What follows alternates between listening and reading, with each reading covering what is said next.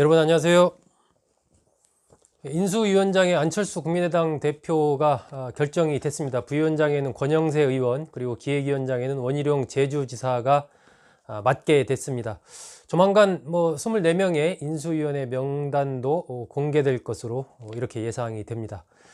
대개 이제 한 정권의 운명, 이렇게 보면 이제 출범 100일, 나아가서 출범 1년이 굉장히 중요합니다. 그 시기에 무엇을 어떻게 하느냐에 따라서 그 정권의 향후의 국정운영 동력이라든지 5년을 끌고 갈 많은 것들이 그때 결정이 되게 됩니다. 대표적으로 이제 김영삼 정부와 이명박 정부를 대비해 볼 수가 있을 것 같습니다. 김영삼 정부 같은 경우는 취임 100일, 1년 안에 엄청난 많은 일들을 했었죠. 금융실명제를 전격적으로 실시했고, 하나회를 척결을 했고, 또 공직자 재산 등록을 또 실시를 했지 않습니까? 그리고 이제 역사 바로 세우기에서 또 중앙청을 철거를 했고, 또 이제 국정원 등등의 그 안가, 청와대의 안가를 없애는 작업 등등을 다 했었죠. 이런 것이 이제 불과 취임 1년 안에 이루어졌던 일들입니다. 그래서 그 당시에 취임 첫해 93년 하반기까지 이 김영삼 전 대통령의 지지율이 80%를 넘길 정도로 상당히 인기를 끌었고, 그런 동력으로 이제 국정 운영을 좀 힘있게 펼쳐갈 수가 있었죠. 물론 반면 이명박 정부 같은 경우는 출범 초기에 2008년 이른바 쇠고기, 미국산 쇠고기 수입 사태, 이것에 이제 휘말리게 되면서 이명박 대통령이 취임 첫 해에 대국민 사과를 2번이나 하게 되는 이런 상황을 맞게 됐고, 그에 따라서 여러 가지 생각했던 로드맵 이런 것들을 제대로 이렇게 순차적으로 질서 있게 펼쳐가지를 못하고, 그렇게 굉장히 정치적으로 수세에 몰린 상황에서 이른바 사정의 칼날을 꺼내 들면서 그것이 또 이듬해 노무현 전 대통령의 죽음으로 이어지는 이런 과정을 밟게 되면서 굉장히 여러 가지로 어려운 그런 국정 운영의 흐름을 가져가게 됩니다. 그래서 취임 첫 100일을 어떤 로드맵으로 가져가느냐, 또 취임 1년을 어떻게 보내느냐가 그 이후의 국정 운영과 관련해서 굉장히 중요합니다.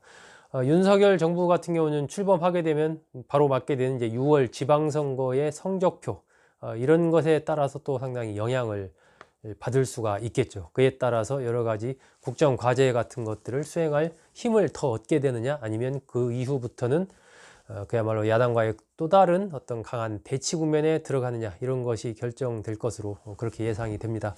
그렇다면 취임 100일, 취임 1년을 원활하게 끌고 가기 위해서 그 준비 작업, 이른바 우리가 권투를 할 때도 사전에 이제 링 밖에서 몸을 좀 풀지 않습니까? 몸을 제대로 풀어야 그 뒤에 싸움을 제대로 할 수 있죠.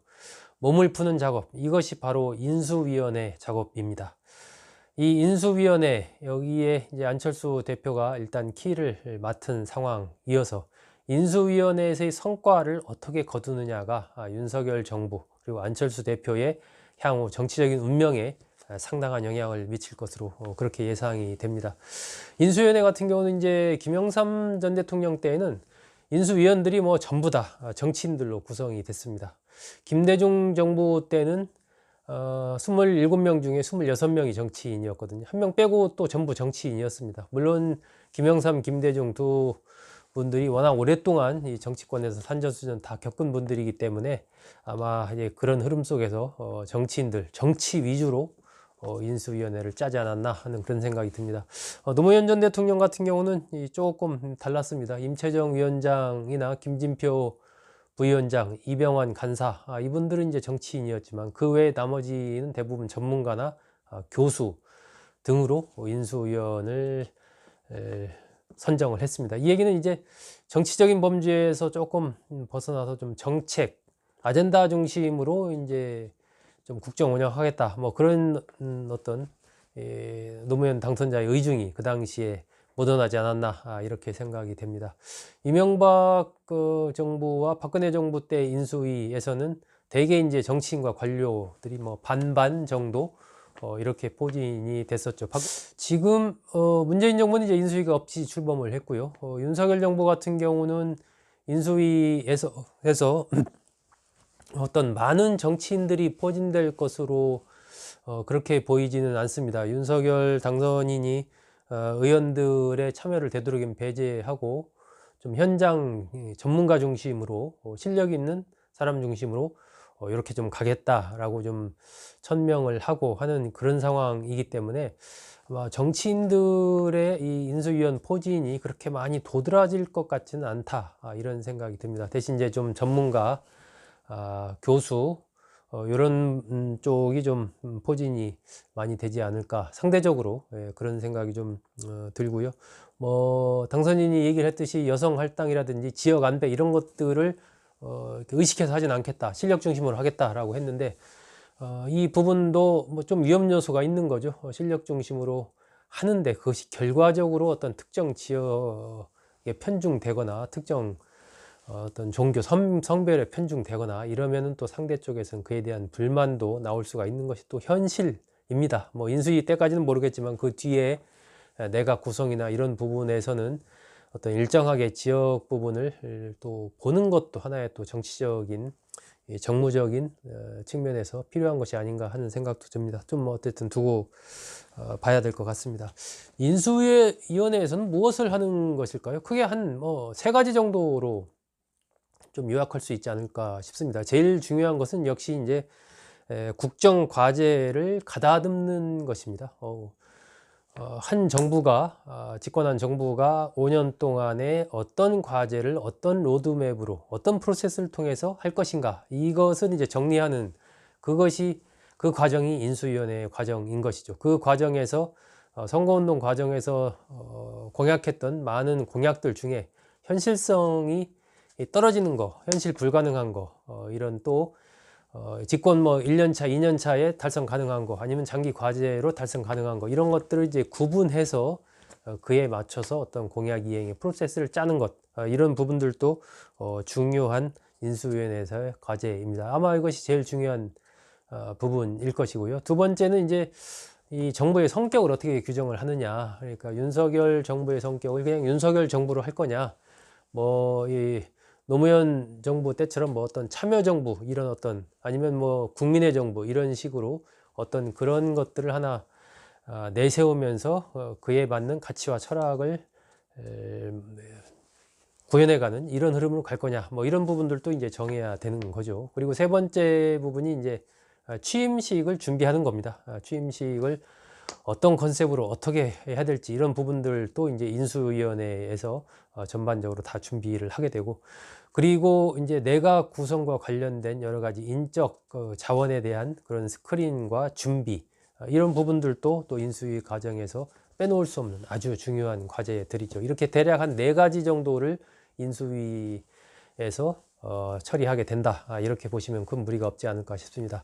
윤석열 지금 당선인 인수위는 일단 7개 분과 1개 위원회, 2개 특위 이렇게 구성이 되어 있습니다. 7개 분과는 이제 기획조정분과, 경제 1, 2분과, 또 외교안보 분과, 정보사법행정분과, 또 과학기술교육분과, 사회복지문화분과 이렇게 돼 있거든요. 그리고 이제 국민통합위원회가 당선인 직속으로 하나가 있고, 특위가 2개가 있습니다. 코로나 비상대응 특위가 하나 있고, 지역균형발전 특위가 있습니다. 코로나 비상대응 특위 같은 경우는 이제 안철수 인수위원장이 겸임을 하게 돼 있습니다. 이런 상황이기 때문에 이런 이제 전체적인 지금 조직구도까지는 이제 완성이 됐지만 아직 사람은 여기 맞춰서 아직 인선이 안 된 상황입니다. 아마 이번 주 안에 빠르게 인선이 이루어지지 않을까 하는 그런 생각이 듭니다. 이 인수위원회에서 안철수 위원장과 윤석열 당선인이 일단 첫 단추이기 때문에 일단 모양 자체는 일단 이 국민통합정부로 같이 가겠다라고 지난번에 선언을 한 그런 흐름을 그대로 가져가는 것 같습니다. 여기서 이제 구체적인 어떤 성과를 어떻게 만들어내느냐, 이 부분이 안철수 위원장이나 윤석열 당선인의 미래와 관련해서 상당히 중요합니다. 그래서 두 사람의 어떤 호흡 이런 것들도 굉장히 중요하고, 또 이제 구체적으로 어떤 여러 가지 과정들을 만들어가는 것, 뭐 이 국민의당과 국민의힘의 통합 과정이라든지 이후에 이제 내각에서의 인선 문제라든지 또 이제 그 과정에서의 특히 이제 야당과의 어떤 협치의 문제라든지 여러 가지 이런 부분을 원만하게 잘 이렇게 처리해 가면은 그리고 나서 이제 정부가 출범을 하게 되면 아마 괜찮을 것 같은데, 또 그 과정에서 여러 가지 예기치 못한 사고가 생길 수도 있는 거고, 검증 과정에서의 어떤 언론에 의해서 또 문제가 불거질 수 있는 것이고, 또 뭐 안철수 위원장이나 윤석열 당선인 간에도 여러 가지 이견이 있을 수가 있고, 또 야당과의 현재 이제 민주당이죠.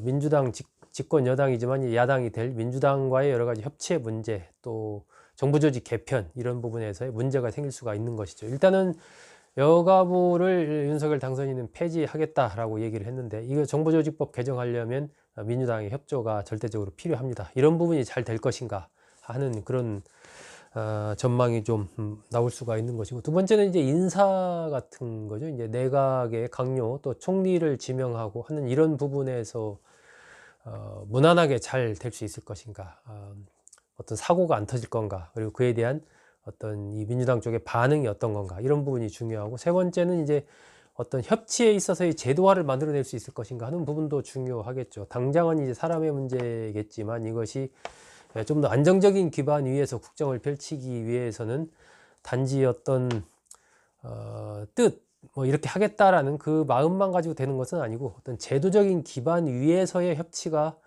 이 구조가 만들어져야 그것이 안정적인 틀을 갖고 굴러갈 수가 있는데, 이것을 과연 만들 수 있는가 하는 부분도 좀 상당히 중요한 그런 포인트가 아닌가 싶습니다. 또 더불어서 민주당 같은 경우 지금 윤호중 비대위원장 체제가 출범을 했는데, 이 민주당의 윤호중 체제가 순항할 것이냐, 또 어떤 태도를 취할 것이냐, 이런 부분도 굉장히 중요하겠죠. 민주당 내에서도 윤호중 비대위원장에 대해서 여러 가지 또 비판적인 목소리도 나오고 있는 이런 국면이기 때문에, 그런 부분이 어떻게 될지, 또 윤호중 비대위가 윤석열 당선인 쪽에 대해서 또 어떤 입장을 취하게 될지, 이런 부분도 윤석열 당선인과 안철수 비대위원장의 어떤 순항 여부와 상당히 좀 관련이 있지 않나 하는 그런 생각이 듭니다.